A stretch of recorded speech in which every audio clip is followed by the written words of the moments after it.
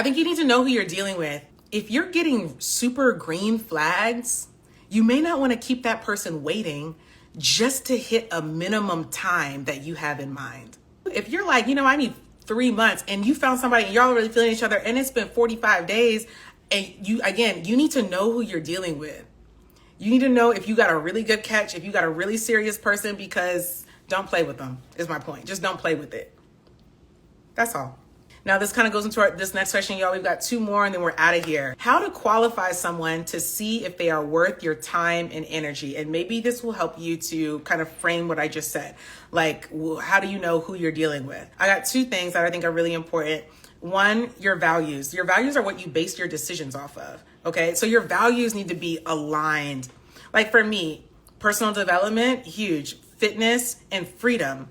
Like freedom and making my own experience, that comes out in like that. I think entrepreneurship, flexibility, and creativity, like that's for me is like what's in that freedom value. So your values are what you base your decisions off of. That's like everything. Your life is just made up of your decisions. So when you don't have to share the same values as somebody, they're going to be moving in a way that you do not understand naturally, and it's going to be irritating to you.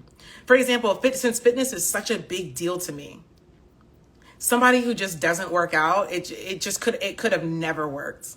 I literally had tried it. It was like the most irritating, triggering thing. That doesn't mean that someone else has to change their life, but it means that you're not a fit for me. Personal development.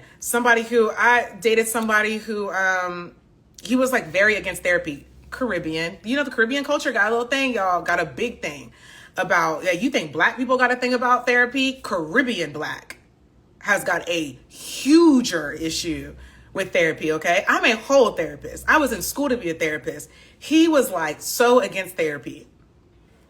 Now, why we were doing, you know what I mean? Like we should have never even, because the way that we make decisions and how we see change happening and the way we see the world and the way that we see people was going to be so different that we were just going to constantly have like frustrations and irritations surrounding that. Not to mention the way that you would even respect what I do, because it's literally what I do. You know what I mean? Like how trash do you think? Just imagine how trash that is. So whatever your values are, right? For a lot of people, it's not fitness. But you need to know what yours is, what your values are. I recommend you need to know your top 3, and those top 3 need to be in that person. You don't necessarily got to prioritize them the exact same way, but they need to be like, I see that. I get why that's important. Like I'm committed to that part of my life as well. So again, the question was, how do you qualify someone to see if they are worth your time and energy? Values, y'all. And then the second one, relationship goals. Relationship goals. Do they want the same thing for themselves? Do they want marriage? Do they want a long-term relationship? Do they want a casual relationship? And it needs to match you. Never make it different. Never make it different.